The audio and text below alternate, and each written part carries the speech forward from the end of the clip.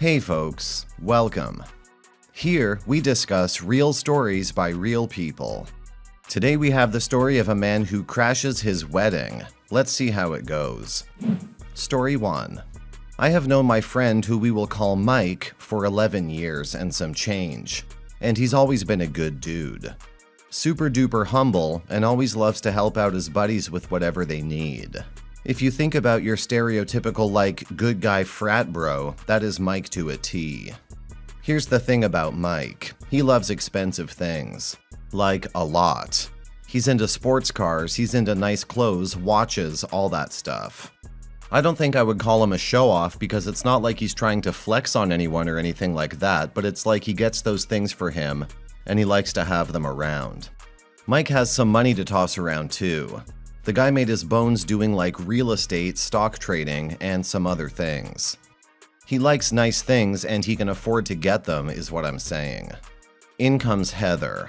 I don't remember how they met exactly, but they have been together for a long time, probably at least half of the time that I've known Mike. So somewhere between 5 and 6 years. Heather is exactly what you'd think someone like Mike attracts. She's also really into nice things, right? But of course she really loves Mike's soul or whatever. Heather is super sweet. She's into art, spirituality, and other stuff like that. Really don't want to drag Mike down on this, but I didn't like her. None of the groomsmen liked her. And we all kind of got the consensus she was just using Mike to get at his stuff. Mike never really bought into that though, and he was happy, so he didn't really have a say in the matter. After they had been together for a while, Mike pops the question. She says yes, and everyone's ready to go. Mike asked me to be his best man, but tells me they already had plans for the party before the wedding.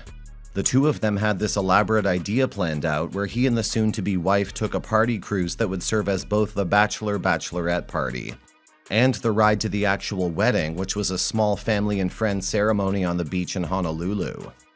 They didn't rent out the whole cruise or anything crazy like that, but the majority of the wedding fund was actually spent getting everyone on the cruise. I hear it wasn't so bad as weddings go, but it didn't pay for the fucking thing, so no skin off my nose.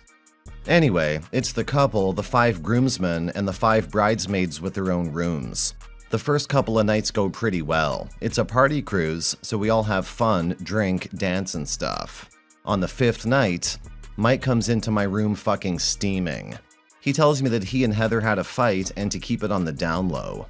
According to Mike, Heather was the one who had the cruise idea and the idea to set up the actual ceremony in Hawaii.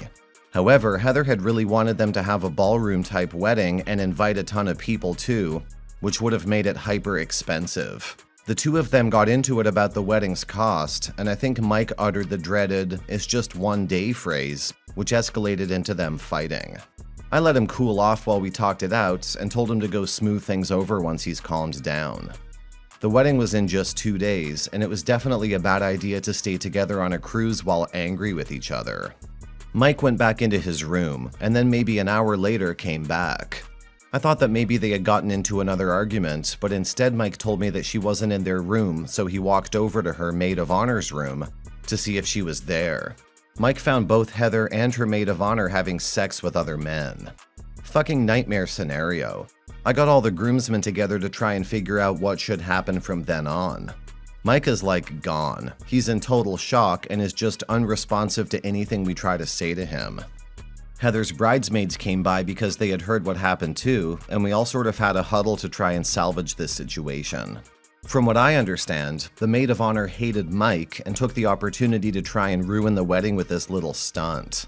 She convinced Heather to cheat, is what they say. We spent a lot of time trying to salvage what we could, and we just hit a dead end and thought it was over. Finally, Heather herself came to see Mike. We all tried to body block her from seeing him since that was a horrible idea. Mike told us he wanted to talk to her alone, so we let her through and gave them their privacy in my room. We all just waited outside while they talked for maybe 2 hours. Eventually they come out and tell us the wedding is still on and to just go on like nothing happened. I thought that was the end of it. The next night, Mike comes to me and asks for help recording a video. I say sure. Mike sits down on the bed and just begins ripping into Heather. The most anger and vitriol I have ever heard coming out of him. He's calling her every name under the sun. Calling her out for every little thing she's ever done. and tells her that the wedding is off and never to speak to him again. Then he stands up, taps me on the shoulder, and tells me to tell the guys what's gonna happen. We arrived on the island and started setting up for the ceremony. Everyone that was on the boat was super stressed out. We had to do everything we could to keep the situation under wraps. The bridesmaids are hiding what Heather did, and now the groomsmen are hiding that we have the equivalent of a nuclear bomb of a video recording. I know there was some sort of fight with the bridesmaids before the ceremony started, but I don't know the details. I can only assume it had something to do with the maid of honor. So to set up the scene, it's 2 rows of chairs on the beach.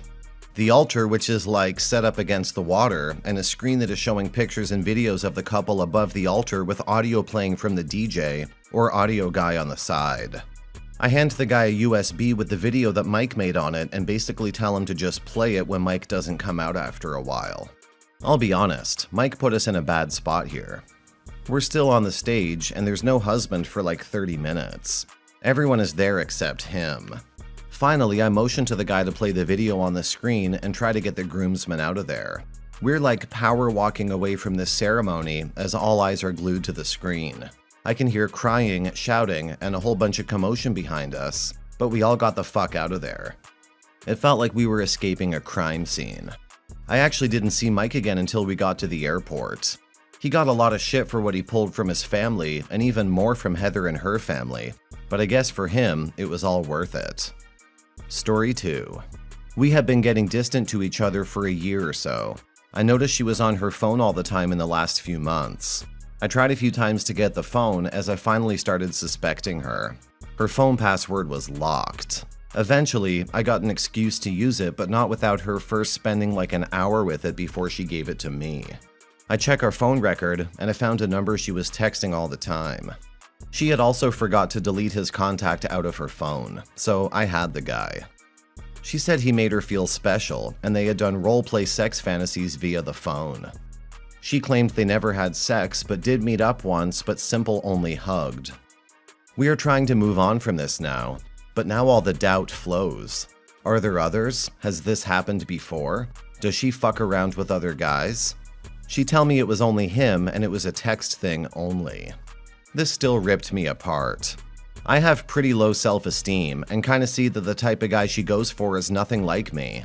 I don't know what to do. We have kids as well. I just don't trust her anymore.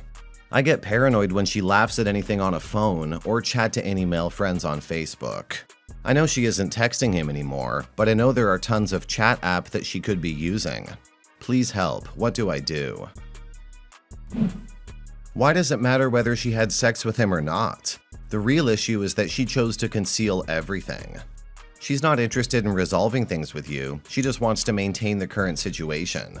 You had to resort to manipulation to uncover the truth. And there are still things you're not aware of. Counseling may not be worth the effort. You can't magically restore respect. Comments. If you stay together, you need to get marriage counseling.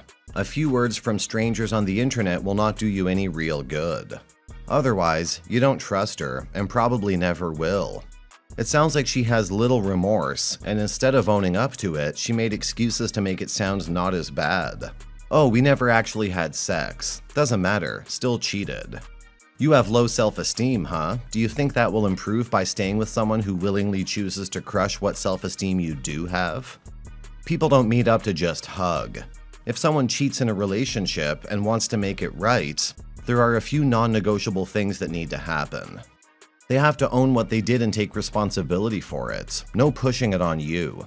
No saying things like, "You've been distant lately," or "You haven't been there for me." They're the ones that decided to cheat, not you. They have to completely cut off all contact with the other person. If the other person's a coworker, that means getting another job. They have to agree to total transparency on everything. They need to give you all their passwords, and their phone and computer are to be available to you on demand. If she's not willing to do these things at a minimum, then it's over. You should also look into some sort of marriage counseling. Is the other guy married? Does his wife know? What has she done specifically to regain your trust and to rebuild the relationship? Gone NC with all of her texting, sexting contacts, other men? Full transparency into her email, text, social media presence? Marriage counseling? Does she admit this was a mistake, and does she own it and take full responsibility for the affairs? Does she trivialize it or deflect it back to you, ignoring her, not making her feel special like they did? She has a lot of work to do. Is she doing it?